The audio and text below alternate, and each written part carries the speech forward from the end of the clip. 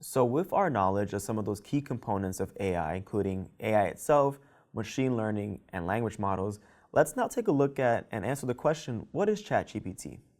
If you take a look at my slide here, the definition of ChatGPT, again, it's our version of it. There's a lot of different ways to look at the tool itself, but ChatGPT is an AI language tool or an AI language model that was developed by OpenAI. It can understand and generate human-like text based on the prompts it receives. It's designed to simulate conversations and provide information or perform tasks as if you were interacting with a human. And this is what really makes this type of AI so special. When you're interacting with ChatGPT, it doesn't always feel sometimes, especially when it's doing a really good job, that you're conversating and communicating with a computer system. The way that it's able to process natural language and respond in kind does often, especially the more you use this tool, it will start to feel as if you're communicating with a colleague.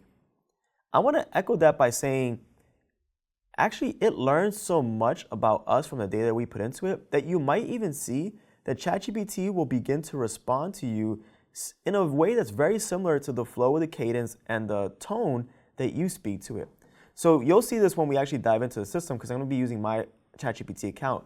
Some of the ways that ChatGPT responds is very similar to the way that I speak in my day-to-day. And that's because it's learning from the way that I speak and I text in the prompts, which is really, really cool. It's there's some parts of it that can seem a bit hesitant and be like, oh, it seems a little sci-fi dystopian, but it's the key part. Again, the goal of artificial intelligence is to mimic human intelligence there, right?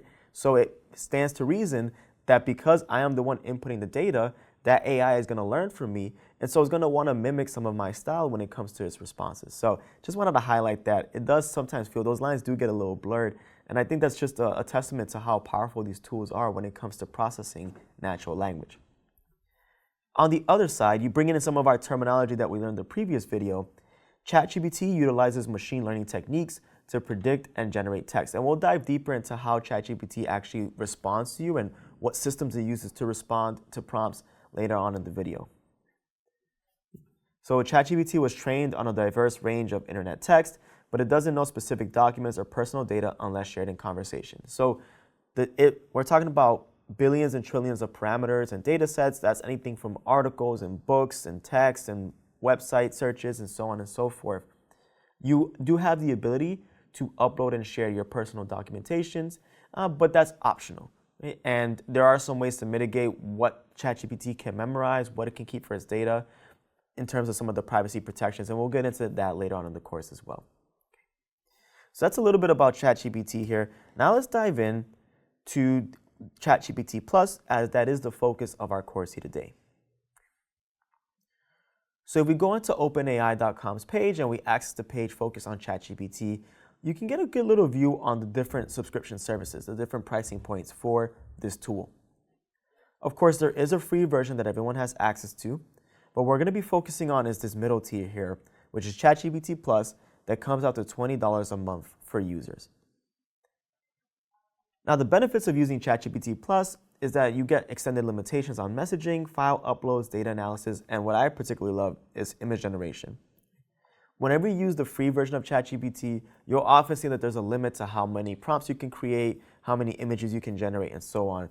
A lot of those limitations are removed when you sign up for Plus. For those of you who like to use the voice chat feature, and again, if none of these features sound familiar to you, no worries, we'll cover them all in our course. But if you do have some familiarity with either the free version of ChatGPT or just from what you've heard out there in the AI world, you can actually now communicate using voice chat with your AI. And because you have the Plus version, you have advanced voice modes there.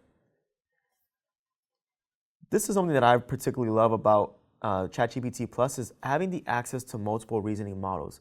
So again, in the previous video, we talked about models and how they can all be focused on generating and processing human natural language and text, but there's different models and each of them are going to be skilled at a different particular task.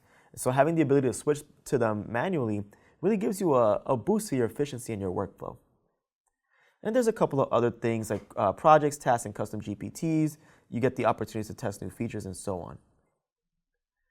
And so why would you want to have ChatGPT Plus? Well, if you're someone that feels like they're going to be using AI as their companion pretty frequently, if you're someone that's a creative and likes to use AI for image generation, logo design and branding, if you're someone that's handling a lot of text, if you're going to be communicating quite consistently with your AI, creating larger prompts and need access to the removals of those limitations, then ChatGPT Plus is good for you. Now, if you're taking this course, I am assuming that you either have a subscription or are thinking about it. So if any of those sound like that might be you, then ChatGPT Plus might be what you're looking for, and it might be worth the $20 subscription. And hopefully throughout the rest of the course, we'll give you enough insight to see whether or not that's something you want to do.